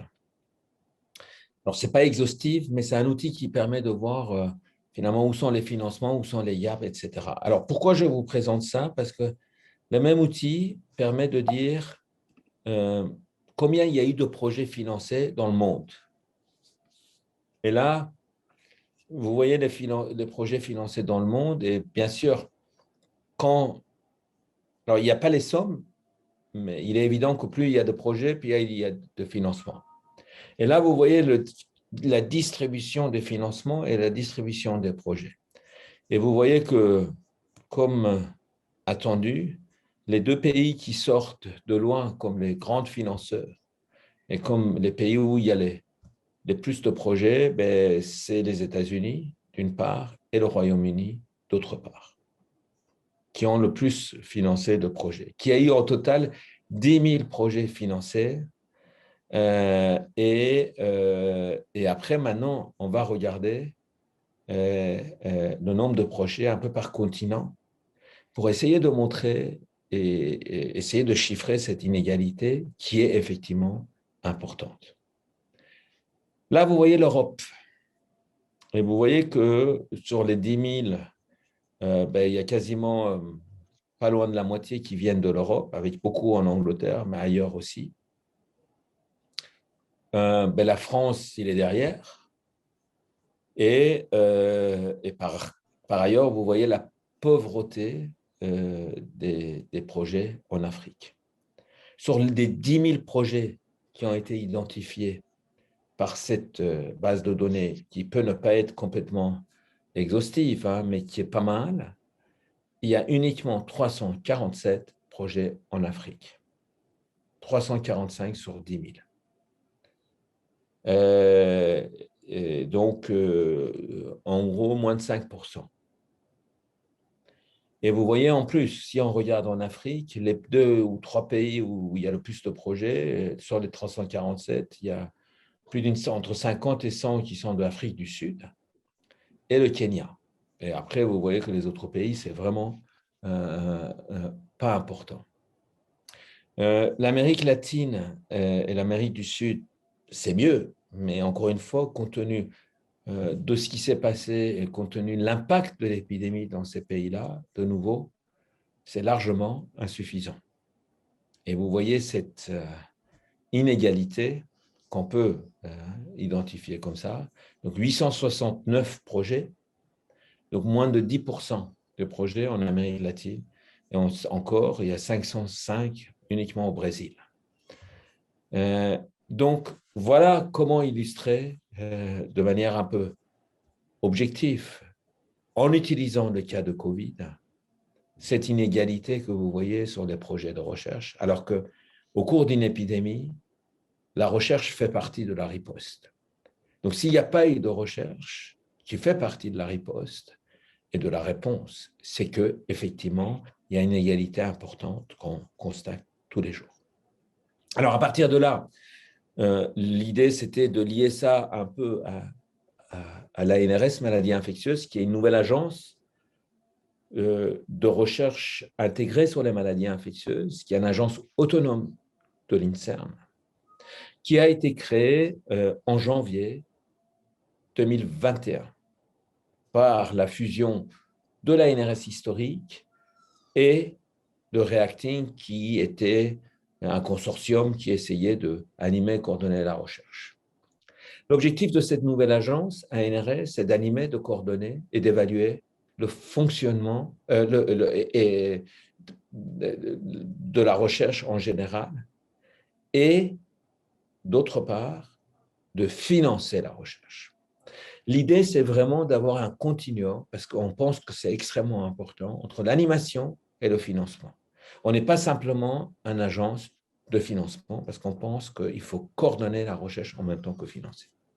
Notre périmètre, c'est les maladies infectieuses émergentes, le VIH et le sida, les hépatites, les infections sexuellement transmissibles et la tuberculose.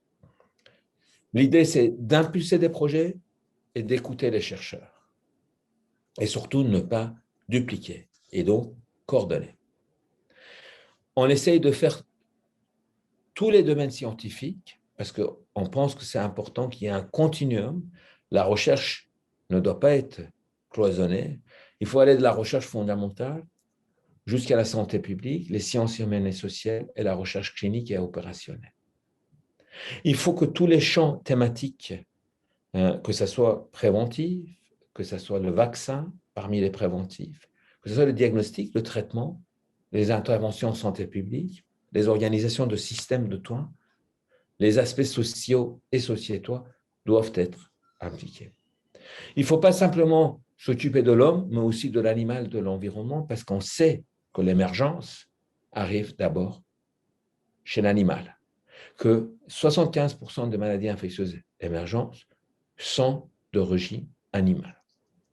Il faut enfin s'occuper de la santé de manière globale et ne pas avoir de limites géographiques ou populationnelles, d'où la nécessité pour nous, à NRS, de coordonner avec nos partenaires et de financer la recherche au site.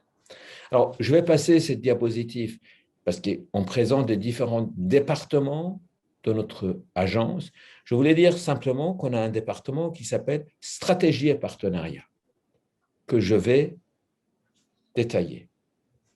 Ce département a pour objectif de promouvoir au niveau national, européen et international le positionnement de l'agence que je vous ai dit.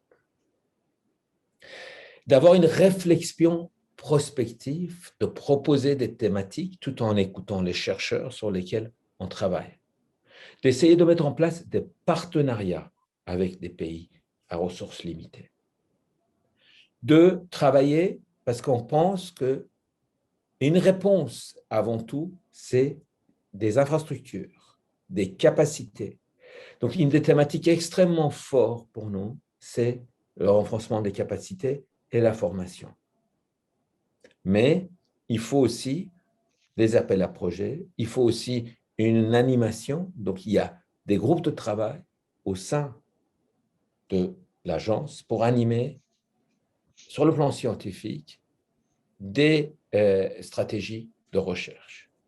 Et enfin, d'être prêt à mettre en place un dispositif de crise en cas de survenue de crise épidémique. La NRS, je ne les ai pas tous cités, mais a mis en place, en partenariat avec les pays, des sites où il y a du personnel qui ont été formés pour assurer en continu la recherche. Il y a des sites à Burkina Faso, au Sénégal, au Cameroun, au Cambodge, en Côte d'Ivoire, il manque ici le Vietnam, il manque ici l'Égypte, il manque ici le Brésil, que j'aurais dû citer compte tenu de l'audience. L'idée, c'est d'augmenter le nombre et d'avoir un vrai réseau de recherche sud, avec des partenariats entre les sites. Il y a un financement d'infrastructures et après, des projets de recherche. Et en fait, on veut continuer en consolidant ce réseau avec un appui auprès de ces réseaux pour la recherche de financement international. L'idée, c'est on a des financements à travers la NRS, mais comme on est un réseau, on va aussi chercher des financements au niveau international. Structurer des axes, on ne peut pas travailler sur tout. Il faut avoir des axes thématiques prioritaires. On doit faire des organisations, des journées scientifiques pour se voir. Et par ailleurs, on appuie les sites pour la valorisation et pour la publication. Donc, il y a un travail d'animation et bien sûr, je vous ai dit, un travail financier et administratif. Alors, je ne veux pas être très long.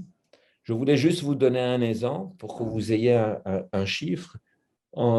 Avant la mise en place de la NRS, maladie infectieuse émergente, la NRS historique qui s'appelait des VIH hépatiques consacrait 20% de son budget aux actions internationales et en grande partie sur le Sud, à travers une politique active de soutien pérenne de ce réseau et pour le financement des projets.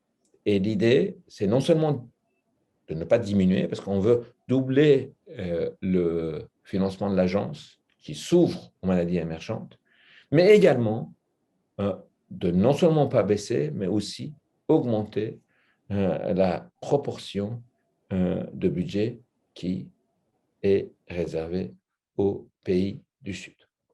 Voilà, je vous remercie pour votre écoute. Merci beaucoup de votre éclairage au niveau mondial et cette distribution assez impressionnante des projets selon les régions et le rôle de la NRS. Je vais passer maintenant aux questions. Donc, le chat reste ouvert pour les questions du public et éventuellement des questions des autres participants. Tout d'abord, je vais m'adresser en espagnol à notre premier intervenant, Alberto Arena de Mesa. La primera pregunta que surgió hace un tiempo es cómo sugiere analizar el interés de las empresas de tamaño medio y grande de pasar de sistemas de salud de contribución obrero-patronal a sistemas financiados por impuestos y de cobertura universal. Bueno, gracias, Vera, por la consulta. Me gustaría, por cierto, bueno, voy a la pregunta y además me gustaría agregar algunos antecedentes en función del rico debate que ha existido, digamos, esta mañana acá en Santiago y esta tarde ya en Francia, ¿no? Bueno, lo primero decir es que la salud es un derecho humano, ¿no? Y el pleno acceso a sistemas de calidad debe ser garantizado por el Estado. ¿Uh? Y en ese sentido, claramente lo que ocurre en nuestra región es que nuestros sistemas de salud están segmentados, fragmentados, muchos de ellos desfinanciados y por tanto con importantes brechas de acceso, y esto afecta, por cierto, la productividad y el bienestar, ¿no? de la población. Y en ese sentido, los países en la región, en especial, tienen sistemas públicos de salud que atienden a la gran mayoría de la población, que están financiados con recursos, llamémoslo del tesoro público o que provienen de impuestos, y que básicamente conviven en muchos países, por cierto, con una provisión también de sistemas del sector privado.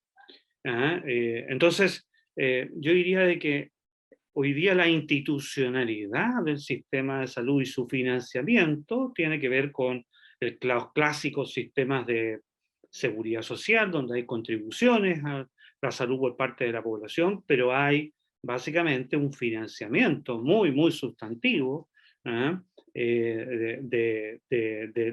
lo que es el sector público. Déjeme darle un ejemplo de la región donde el sector, por ejemplo, privado se ha desarrollado mucho en salud, digamos, en el caso de Chile. El 80% de la población en Chile se atiende en los sistemas públicos de salud, que son financiados básicamente en base, digamos, a recursos del tesoro público o de impuestos públicos, ¿no? Pero hay una convivencia en términos de esa institucionalidad. A nuestro juicio, los sistemas de protección social requieren avanzar a coberturas de salud universales, y que básicamente esas coberturas de salud universales estén, básicamente, garantizadas por el Estado. Vera, no sé si me permite 2 minutos más para generar algún par de detalles, o ¿puedo? Usted está con el micrófono apagado. 2 minutos lo dejo. Sí, 2 minutos. Ya. Sí, no, mira, yo creo que en el debate de esta mañana hay cosas que a mí me gustaría agregar o sintetizar. Cuando hablamos, por ejemplo, de la pobreza en la región, tomemos el último dato en pobreza publicado nosotros tenemos una publicación anual que es el Panorama Social de América Latina, donde publicamos la pobreza, de los países de la región, mediante, clasificadas en encuestas. También hemos hecho proyecciones. La pobreza del año 2019, en torno a ese 30%, nosotros proyectamos ahora un 33%, ese 30% tiene al menos 3 grupos sumamente despegados de ese promedio.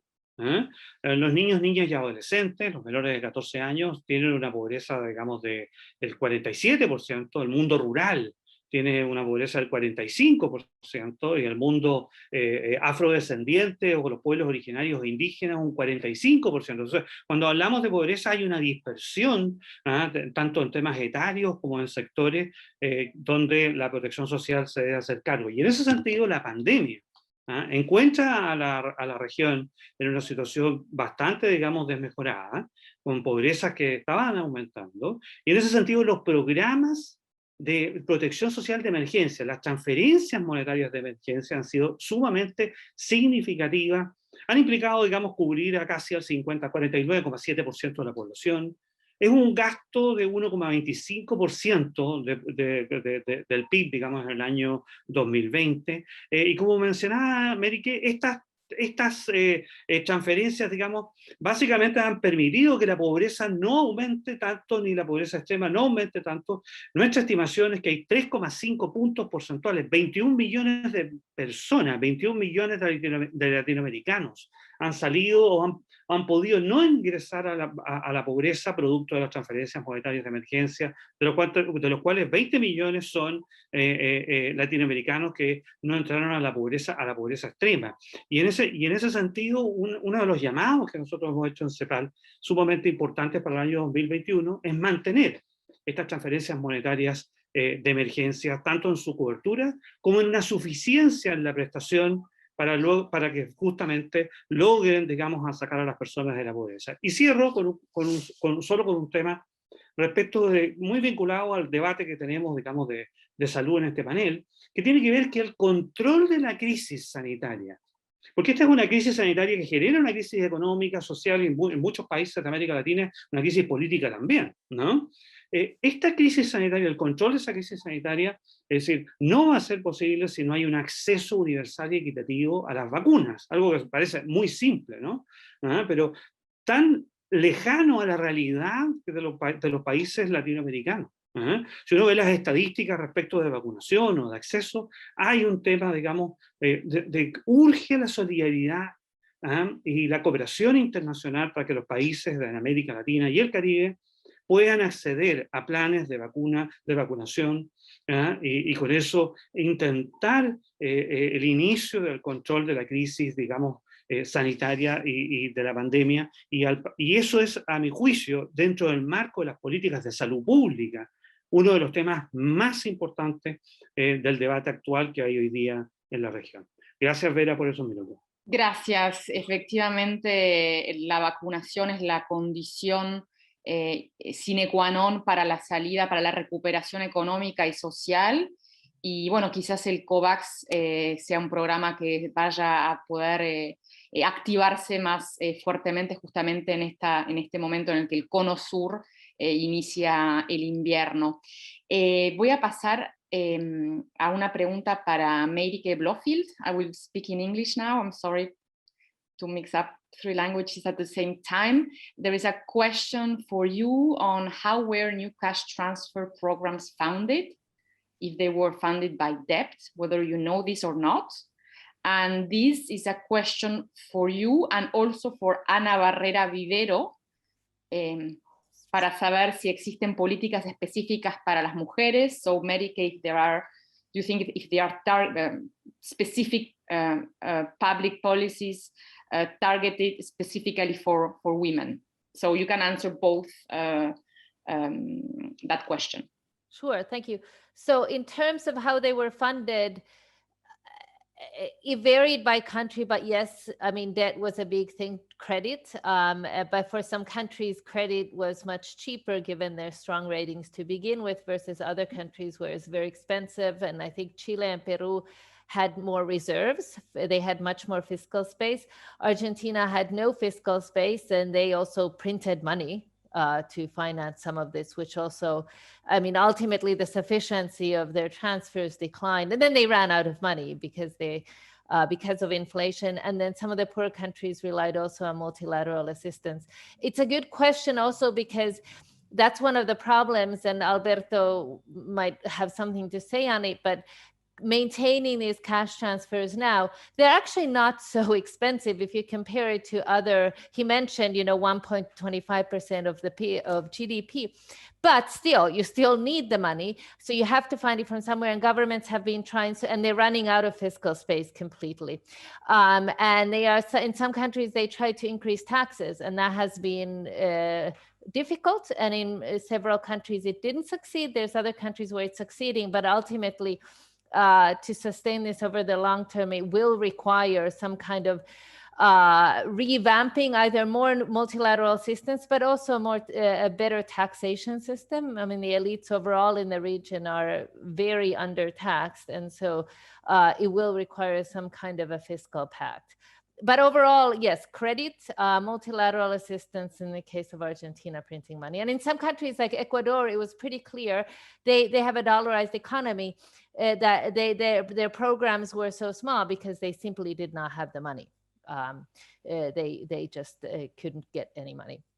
And then the question on the public policies towards women, in terms of cash transfers, I can speak about that. I mean, there's other public policies. I've been looking specifically at policies like on domestic violence, which increased during the pandemic, and emergency services for women on that issue. But in terms of cash transfers, one of the interesting things, and the person who asked the question might know, is that the conditional cash transfers have almost over 90% go to the mothers, right? So that goes to the women in the household. Interestingly, with the emergency cash assistance, we're collecting data on it right now, but they have been going either half and half to men or women, or I think in Chile, it's gone more to men than women. But this is preliminary data. I don't actually, I would love to get more data, but let's say the emergency cash assistance in its implementation has not had a very gendered lens. They were implemented really fast, and governments didn't have necessarily sort of the policy machineries in place to take into account a gender lens, and so the policies were pretty gender blind. I would say that, I mean, in the countries where more than one person in the household got a transfer, tended to be better, because then a woman had a chance of getting a transfer as well, which has all sorts of beneficial impacts. But in the countries where it just went to one person in the household, like Peru, Chile, if it goes to the man, it can create certain, negative inequality effects. Thank you, Merike. No sé, Ana, si quieres responder brevemente, porque bueno, tenemos poco tiempo, pero habrá otras preguntas, ¿no? Exacto, Merike respondió bastante bien a la temática, solo para complementar que hubo diferentes países que sí entendieron el problema de violencia de género y que ampliaron las ofertas, por ejemplo, de llamadas en línea, muy sencillas, muy rápidas, para mujeres y niñas, adolescentes que estén en una situación precaria y de riesgo.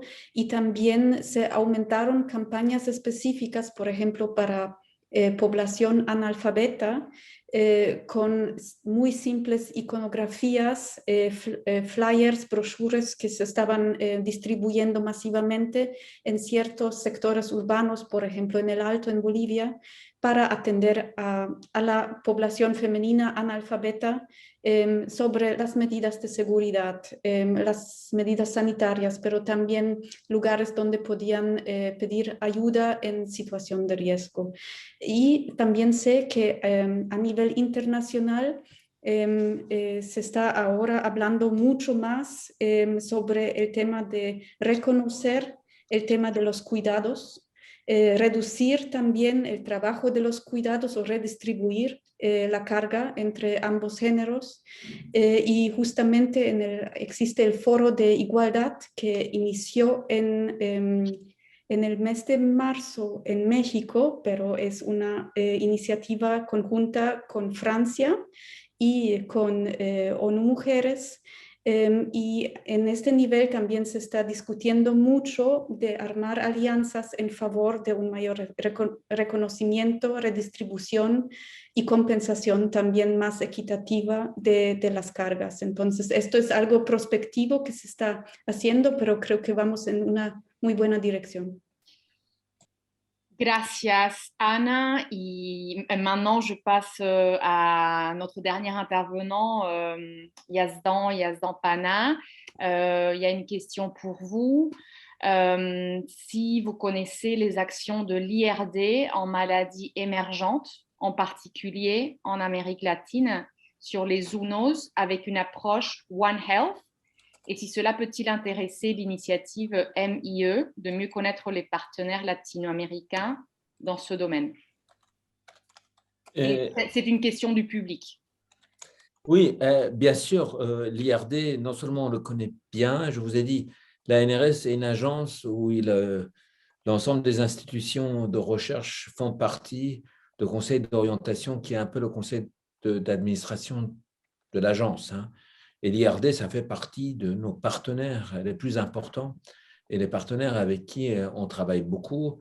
Je vous ai parlé des sites au Cameroun, au Sénégal, et les sites sont surtout portés pour le partenariat au niveau du Nord par les chercheurs d'IRD. Donc oui, non seulement on est très intéressés, mais on les a déjà. Alors, c'est sûr que avec un certain nombre de composants d'IRD en Amérique latine, peut-être moins. Et je pense que c'est très important aussi qu'on puisse augmenter ces interactions avec eux. Parfait, merci de votre réponse. Il y a une question pour Kitri Pinsant, savoir si vous pouvez nous donner votre avis sur les laboratoires qui ont fabriqué les vaccins. Et aussi pour une question pour tous les intervenants, savoir si vous avez des données statistiques à propos des questions de santé mentale, l'évolution à l'échelle régionale ou nationale, selon le genre, le statut socio-économique.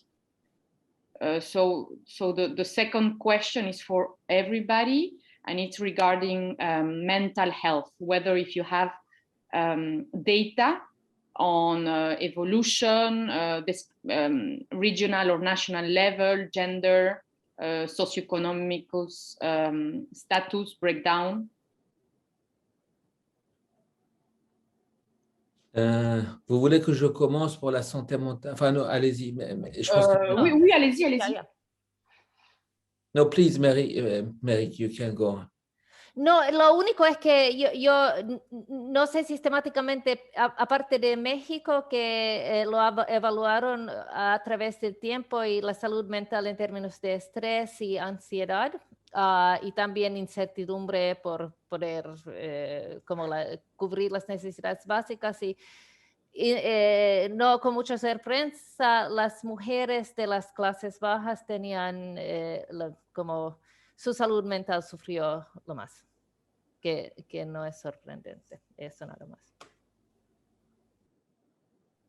Non, pour la santé mentale, je pense que c'est maintenant une de nos priorités. Il y a beaucoup d'organismes de recherche pour lesquels la recherche et les études en santé mentale sont devenues une priorité. C'est extrêmement important de mieux étudier parce que c'est une des problématiques, en plus après la crise, qui va émerger de manière très importante. Donc, on commence à en avoir des chiffres, effectivement, par genre, par population vulnérable, etc. Mais c'est vraiment une des grandes priorités de recherche et d'action d'avenir. ¿Vera? Sí, en relación a la salud mental y los impactos en la región, ¿no? Lo primero que habría que decir es que en general, cuando uno analiza los sistemas de salud pública en la región, lamentablemente la salud mental en general tienen una cobertura más baja, más desagregada que el resto de la salud. Es como, en español se diría, un pariente pobre de la salud, ¿no? Lamentablemente. ¿No? Y eso no ha sido la excepción durante la pandemia. ¿No? Y en ese sentido, bueno, nosotros en la Comisión Económica para América Latina y el Caribe, NECLA, CEPAL, estamos en este momento haciendo justamente para el panorama social que vamos a publicar a fines de año 2021, un análisis de esta crisis sanitaria. Y además de ver estos agregados en salud pública básicos, que son los que se conocen, queremos tener, digamos, justamente un diagnóstico en algunos grupos etarios importantes, también con una dimensión de género, y un análisis de las personas con discapacidad y en el tema de salud mental, que muchas veces son materias que quedan, digamos, en el debate postergadas, siendo, digamos, que los problemas de salud, por cierto, digamos, son importantes en todas las dimensiones. Ahora, hay algunos países, como bien decía Merique, tanto hay antecedentes de México, hay antecedentes de Brasil, hay antecedentes de Argentina, hay un estudio que recientemente sale en Chile, y se habla hasta de la pandemia silenciosa, ¿no? La pandemia silenciosa en el área de la salud, en términos de lo que es la salud mental. Y por tanto, a nuestro juicio, hasta la fecha, lo que nosotros hemos dicho, antes de tener un panorama más general, es que una de las materias importantes de reforzar, tanto institucionalmente como en recursos, va a ser esta área de la salud mental, y que justamente, a nuestro juicio además también, va a tener una dimensión de género no menor. Eso, gracias. Gracias. Guitry Pinsant, je suis désolée, la première question vous était dirigée, la question du public. Oui. Sur la première question concernant les deux centres qui produisent actuellement des vaccins, donc le Centre d'ingénierie génétique et de biotechnologie CIBG et l'Institut Finlay, ce sont des centres qui font partie de BioCuba Pharma, qui sont reconnus au niveau national et qui sont habitués depuis de longues années à travailler avec l'OPS, lequel travaille également et apporte une opinion très positive sur le SecMed, qui est en charge du contrôle de la qualité et de la validation des productions de ces deux instituts. Voilà, je ne pourrais pas... L'Agence française de développement travaille depuis 4 ans avec l'Institut Finlay. Nous n'avons pas encore travaillé directement avec le Centre d'ingénierie génétique et de biotechnologie.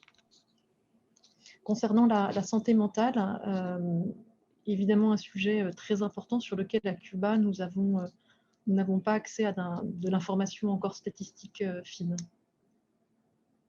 D'accord. Merci. Est-ce que vous voulez...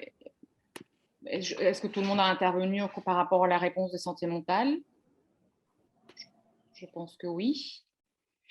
Je crois qu'on a peut-être le temps pour une dernière question. Madame Guitry Pinsant, est-ce que vous savez si plus que d'habitude, des médecins cubains ont été envoyés, déployés à l'étranger pendant cette crise? Alors, les informations statistiques précises concernant l'envoi de médecins cubains durant la crise, non, je n'en ai pas. Je sais que ça concerne environ 600 médecins dans une quinzaine de pays. Il est difficile d'avoir une information qui soit vraiment précise puisque c'est relativement fluctuant. Ce qui est sûr, c'est que la visibilité de ces missions qui ont lieu à la fois sur des territoires français, dom-tom, et également en Italie, en Europe et dans d'autres pays d'Amérique latine, sont actuellement très médiatisés du fait de la crise Covid, mais bon, je n'ai pas accès à d'autres informations que les chiffres que je vous donne et absolument pas d'informations sur l'évolution par rapport à ces missions dans les années passées sur d'autres pandémies. D'accord. Merci donc pour vos réponses. Ce webinaire s'arrête à 18 h. Nous ne pouvons pas prolonger, mais merci au public pour les questions et évidemment pour les réponses qui nous rappellent le besoin d'innover en termes de politique publique et non seulement maintenir, renforcer ou augmenter la fréquence des politiques actuelles.